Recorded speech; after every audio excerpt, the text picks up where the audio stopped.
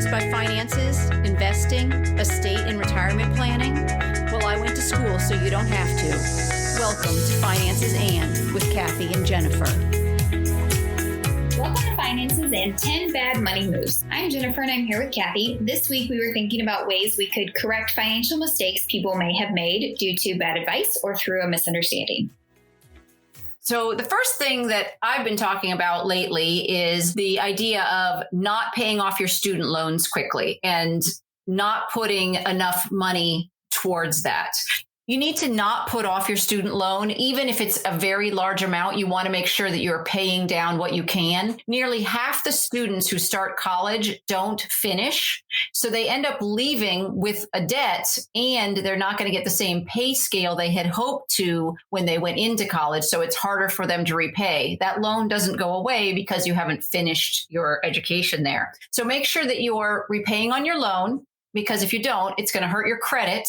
And that loan, as I said, does not go away. It's going to continue to grow with interest. Something you could do is if you have a steady job, then you could consider consolidating your loans into one or refinancing the loan. It's not a guarantee to get refinancing, but a smaller interest rate on a loan can mean hundreds of dollars a month in savings. You could make extra payments whenever you can.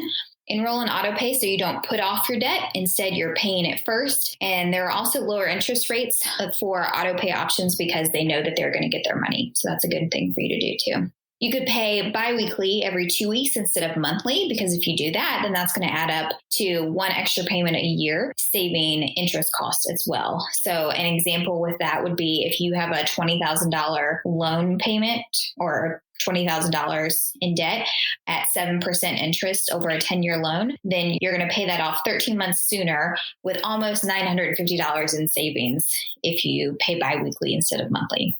That's something I wouldn't have thought of. That's really good advice. I like that. So to be able to do those extra payments, like she's talking about making extra payments when you can, or finding a way to do the bi-monthly payments, you can always, our classic, you can get a side hustle, but you can also ask for, birthday money versus actual gifts. Sometimes your employers will help repay loans. You can use bonuses that you're going to get, allocate them ahead of time so that you know that that's going to go towards your student loan. Or you can start to say to yourself, I'm going to allocate a certain percent of my first raise to paying off my student debt a little bit sooner. So they might say you have 10 years to do it. That does not mean you need to take all 10 years to pay off your student loan. Yeah, absolutely. So the second piece of bad advice you may have been given is to spend without having a budget or a spending plan. It's really easy to get into debt by doing this if you don't plan for expected and unexpected things. Unexpected costs can pop up at any time, hospital bills. If you lose your job, all of that can contribute to a large set of bills that come at you very quickly. So putting aside some money to plan for these inevitable costs can really help you in the long run. So even if it's only $10 a month, that's going to help pay for those needs that might come up unexpectedly. We might think that $10 isn't enough because you're thinking, oh, it's going to be a big bill. But we often don't really need that money if we're just putting away, $10 is kind of an easy amount to put away so that once the time comes, you will have done that for a long period of time and you'll have a good start at paying down whatever debt you may be incurring. So your savings really suffer without a savings plan, and waiting to pay yourself last means that it almost never happens. So that's why, we like to say, pay yourself first. When you get paid, put that money in savings or put it towards your loans or whatever it is. Do that first and get it out of the way. Otherwise, you're probably not going to have it at the end of the month. So recently I worked on a spending plan and we looked at putting money specifically into savings first and making sure that there was money allocated each time to a number of different spending buckets to make sure that those are being paid off so that the goals that they have for their spending gets covered in the future versus that being the last thing that happens. And the honest truth is that will grow, right? Even if it's only growing $100 a month or $10 a month or whatever they end up allocating to it, they will be able to see that growth. And that alone is enough to make you keep working towards whatever your goal, because you can see that continue to grow. Number 3 is not checking your credit reports. It's probably a fact of life now that your credit cards are going to get hacked or the store you're shopping at is going to get hacked, which means your credit is at risk. You want to make sure that you check your credit score, but more importantly, your credit report, because your credit score is going to be adversely affected if you don't catch errors that are going on in your credit report. Now, you can look carefully at your bills and make sure that what you've charged is what's on there. You can also set up your credit card accounts to text you with alerts to come to your phone with your purchase so that you see when something is ordered. For example, I don't know, you're sitting on your couch and then you get a text saying you just bought a coat in New York City. If that happened to you like it did me, then you would be able to really react to that. Your credit reports are handled by 3 agencies: Experian, TransUnion, and Equifax. Each one of these credit reporting agencies do offer you 1 download a year for free. When you go there, they're happy to take your money, but know that somewhere on that page, they will give you 1 free download. What that means is that if you choose to, you can space out those 3 different credit reporting agencies to equal a year's worth of checking on your credit report. Go to the free, let's just start with Experian. You download it. Personally, save it as a PDF, and then you can keep it on your computer or you can print it, whichever you feel better about, but at least you'll have that on your computer if you'd like. And then scan that for anything that may not be true. What you're looking at is a list of all the accounts that you have had and currently have that are open and the status of their payment. Have they been paid on time? Are they 30 days late, 60 days late? Worse than that. So you can keep an eye on it. And obviously what you're looking for is making sure that these accounts that you're paying on time are being shown as paid on time. You can then contact that agency if you're seeing a discrepancy and let them know what the problem is. You're going to do all of this in writing, though, just so you know. You can't call someone and they fix it, but you can start the paper trail of being able to say, my credit card was stolen. They bought this thing. I didn't know about it. I didn't pay the bill, or they opened an account in my name, which is actually worse because you really may not know that account has been opened in your name until you check these reports. So if I, for example, checked on my Experian credit report in November, which is where we are now, I could stagger and check my TransUnion account in, say, February, and then my Equifax account in July. And that way I get a whole year's worth of reports quarterly, basically, at no cost to me. So I don't have to pay anything extra to get these. And I can just spread them out over the year and easily just keep an eye on what my credit report is. Now, this is not your credit score. This is your credit report, but the scores are done based on your credit report. Genius. I would not have thought of that, to stagger it that way and take one from each different company. That's a good idea. Number 4, skipping the fine print in contracts. How many of us are guilty of this? There are so many things. It seems like everything you do now, every email you get, every purchase you make, and everything, there's some sort of huge contract that nobody wants to read, and you often just hit accept and move on to make your life easier. The difficult thing about that, just accepting it and moving on, is that these can often contain surprise fees, interest rates, or new terms that you're probably thinking, oh, that's not going to happen to me, or it's fine. But these things can happen to you. So you really want to know what you're saying yes to when you accept all those terms and conditions. Credit card interest rates sometimes change after a year. So you might look at it and initially think there are no interest rates for the first year, but then it might go up after that. So just pay attention and look for things like that. Taking out cash may have a different rate than credit, and late fees may be huge. So these are just things that you really want to look for in all of those terms and conditions. It can seem deceptive, but by being attentive to these details, you won't be surprised by anything like this. Luckily now, banks and credit cards have to very predominantly show what your interest rate is, what your monthly payments will be, how much your interest will equal if you only make the minimum payments. That's a gift, because otherwise you're doing a lot of math calculations to try and figure it out. So that's one of the industry standards now, is that they have to show you in a very large predominant place there on your bill. So it helps you to start making choices on how fast you're going to pay something off, and it's not quite so sneaky as it may have appeared in the past. Number 5 mistake is holding on to a stock that's losing its value. If you have a stock that the price starts to dip and that's fine. Stock prices are going to go up and down. You should expect that to happen. But you need to have a reason for knowing why you're taking that loss. In other words, you know that they didn't release a product when they said they were going to. So there's a reason that your stock price might be taking that dip at that time. That's great. Again, that's being an informed consumer and understanding what it is you bought and the companies that you're buying a piece of. But if you don't think they have a good reason for their price to be dropping and you hold on to that stock because you think, hey, I've just lost some money, I'm going to hold on to it until it goes back up again with no reason to think that it will go back up again, that's the mistake. So we are, as people, averse to loss, and it's a quirk of our financial thinking. We think to ourselves, I'd rather avoid a loss than try to achieve a gain. We don't consider that money we've spent already is lost. It's a sunk cost. If we buy a ticket to that ball game that we talked about a few weeks ago, that money has been spent on that ball game ticket. That is a sunk cost for us. Do not hold on to stocks just because you've lost some money on them and then you ride it all the way down to the bottom so that now you've lost double your money or triple your money. Sell it and take your loss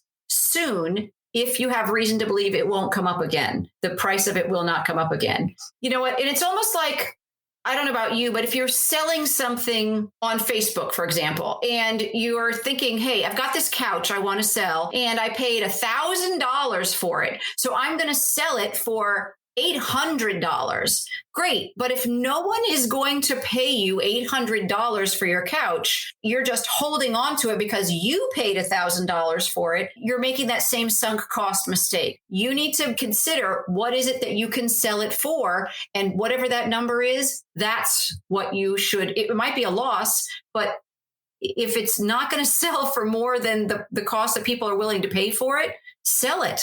It is a loss. You got to use it. You enjoyed it, but now you're going to be able to get whatever you can in the free market. For example, having a gym membership or even some kind of a TV package, Roku or Netflix or something, that money's already been spent. Once you've started paying those monthly premiums for it, you can still just cancel your membership and get out of it. I know you've spent money. I know you've lost money on it if you haven't been to the gym, but it doesn't mean you need to continue to belong just because you've already paid money in the past for it. Canceling it and getting out and making a better choice with this money is a better way to go than just holding on to it. I know of someone who literally the couch story had this thousands and thousands of dollars worth of couch, had to move out of their home, put this couch in storage because it was an expensive couch, and now has been paying for storage fees for 4 or 5 years. I don't even know what that comes to for a couch that is now 4 or 5 years older than it was when they put it in storage. They should have sold that at a loss 4 or 5 years ago. And it's only a loss in their mind, right? I mean, they haven't actually lost money. They use the couch. Now they have to sell the couch. So we start thinking, I'm going to lose money, so I'm going to hold on to it until it comes back. And there's lots of situations that it's not going to come back. Number 6 is impulse buying. Let's face it, we're all at home a lot right now. And we are, we're not able to go out and eat as often. We're looking around our house and we start thinking about things that we could buy, things that we could buy new, things at our house that we might need for our house. We're also online.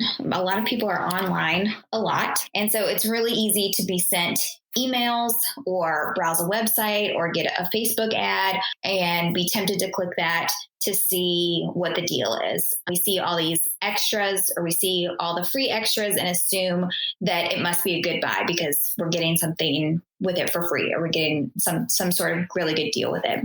We use our heuristics, which are our unconsciously held beliefs, to quickly make choices. It is an instinctual thing, kind of like fight or flight.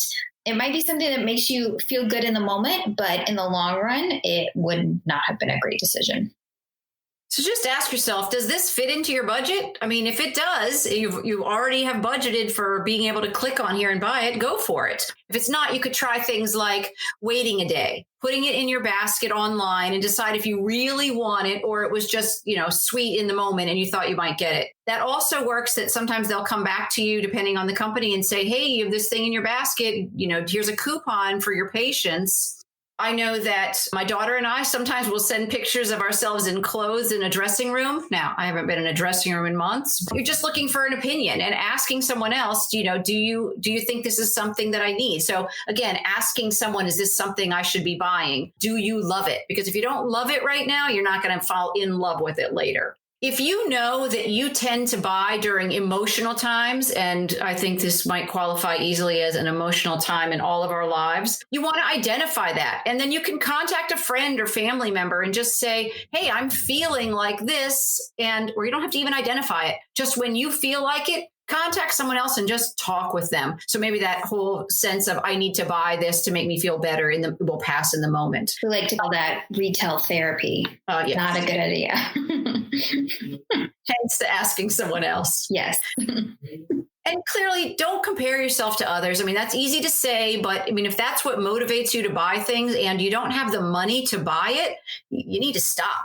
If being on social media triggers you by seeing things on Facebook or TikTok or anything else, if that's a trigger for you, maybe hop off of those things for a little while if you're going to end up spending too much money or spending money, quite honestly, you don't have. That's the problem. I've also seen online a number of people who take no spend months or a no spend month other than buying absolutely spending plan, food or things like that. They don't spend any other money. And people who are really good at it slowly will buy even food over the previous month so that they can truly be a no spend month. And it's a game, right? I mean, I win because I was able to do it. I think that's a great game if you're able to play that. Yeah, or you could even do specific categories. So you could say, I'm not going to buy any new clothes this month, or I'm not going to buy coffee this month, or, whatever something is a possible trigger for you, focus on that thing to cut out for a month could be helpful for you. Number 7, falling victim to today versus tomorrow. Retirement may seem really far away, but it seems that 75% of Americans, this is a huge number, 75% of Americans have only $30,000 or less saved for retirement. This alone should stop you from spending. Once you're past the age of physically or mentally being able to work, then what are you going to live on? So if you don't know how to get started with this, there's tons of information online. Get online, watch videos. You can contact your church or other resources that you have. You can ask your county if they have counselors that can help you plan. If you can't afford a financial planner yet, sometimes financial counseling services can be offered free through work or other avenues. So there's plenty of ways for you to seek out research to help you start planning for tomorrow instead of just thinking about what you're spending today. And that's a huge thing. Like when we think about, Kathy said, putting things off or waiting to buy something. That's something that, we often tell ourselves too. We kind of compare it or think about our future goals. Like, okay, I could buy this coffee, or I could put it towards whatever goal pretty far in the future, retirement, a house, whatever it is. So that's helpful. Honestly, I just have nightmares about being, 75, 80, 85 and having to work because I don't have money in savings, right? That's terribly scary. I mean, I'll be honest. And so the idea that people don't have money put away, what do you live on at that point? Where do you live at that point? And we're not talking about a couple hundred people. This is saying 75% of Americans have $30,000 or less. That's not a lot to live on for the rest of your life. And again, you're old. You're going to have a lot of medical bills. So trying to find ways to take care of yourself at that point, that's scary. So just do your best to start saving and utilize any of the free resources you can for financial planning, because I know in my county, they offer it for free. If you contact the county and say you need help with things, financial advice, they have it's something you're going to have to seek out. People aren't going to come find you and offer you free financial advice. Or if they do, you don't want those people's free advice.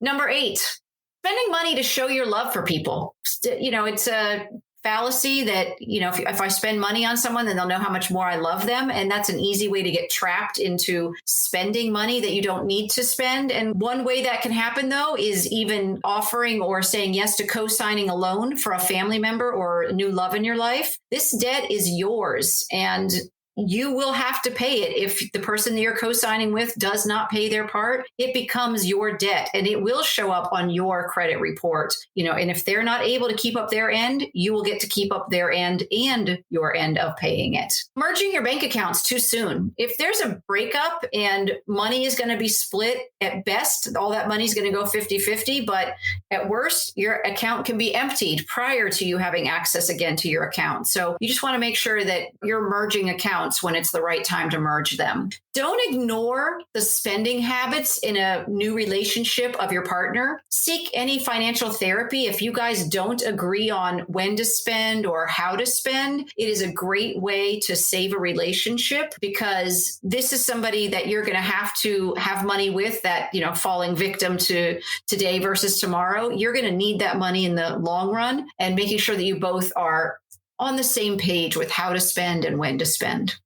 Number 9 is buying a new car when a used one will work just fine. You want to compare and use consumer reports to compare used models of cars and look for years and types that appeal to you. You pay lower taxes on a lower cost vehicle, which is a great benefit. It's going to be a less expensive loan to pay that you'll be able to pay off sooner, and you could possibly even pay in cash. Depreciation will be minimal, so that when you sell, you'll recoup far more of what you paid. You'll have less debt if you're financing. So maybe you have to buy the lowest model of a brand new car without all the bells and whistles, where if you get a used car, you're getting a used higher version model of that vehicle. So with consumer reports, you're able to check on the model that you're interested in and see if, because you're buying a used car, you get to see if that particular model has any problems in its history. Maybe its flux capacitor never seems to work properly. So you can be sure and avoid that model. What's that? Back to the Future. Oh. You're also going to be able to buy a used car that has a higher model level at a price that would be similar to a brand new car. You're not going to get all the same bells and whistles. So you'd be able to get, those power windows or heated seats or whatever in a used car, where if you're buying a new car for the same price, they might not have all of those same kinds of upgrades. By buying a used car, you can get more upgrades for the same price. Our last one, number 10. Buying things that are quote unquote on sale. Yes, of course, buying things on sale is a terrific option when you're trying to save money. However, the reality is that certain items are actually made to be sold at a lower price point. They were never intended to have the MSRP or the manufacturer's suggested retail price of the higher price. So there's plenty of stores that literally have tags on it where it will say, the price is $29.99 with a cross on it. The minute it comes into the store, there's already a line across it. We're really going to sell it for $15.99. The stores that do that are never really intending to have you pay $29.99. You just feel like I just got a savings of about $15.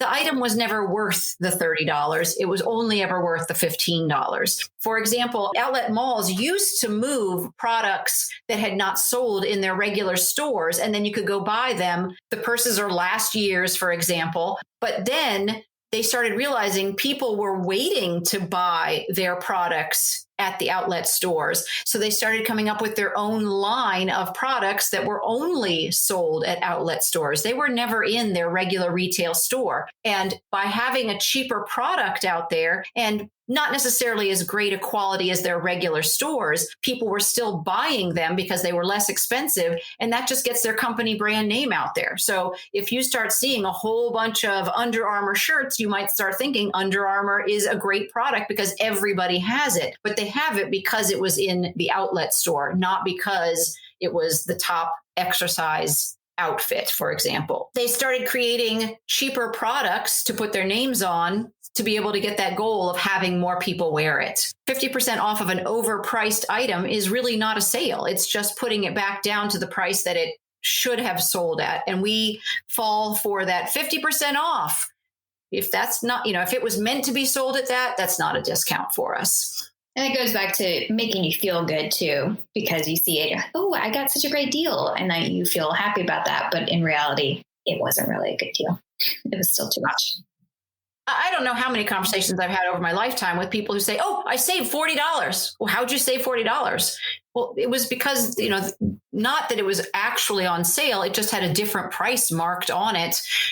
And they knew that they were going to sell it for that price. So just buyer beware and understand what the cost of something is. Is the quality amazing and you're willing to pay more for it? Then pay for it. Again, if it's in your plan, buy it. But if it's something that you weren't planning on getting and you buy just because it's on sale, that's the time you might want to be considering if it's really worth it to you. Anything else? That's all. Thanks for listening to Finances and 10 Bad Money Moves. We know you chose to listen today and we are grateful. If you enjoyed this episode, please subscribe and share and consider leaving us a review because it helps bring financial education to others and it helps them find us more easily. Please let us know what questions you'd like answered by going to our website at financesand.net. You can now find infographics on these topics on our website and here in the show notes. Always consult a tax, accounting, or legal professional for advice on your specific situation. Remember, I went to school, so you don't have to.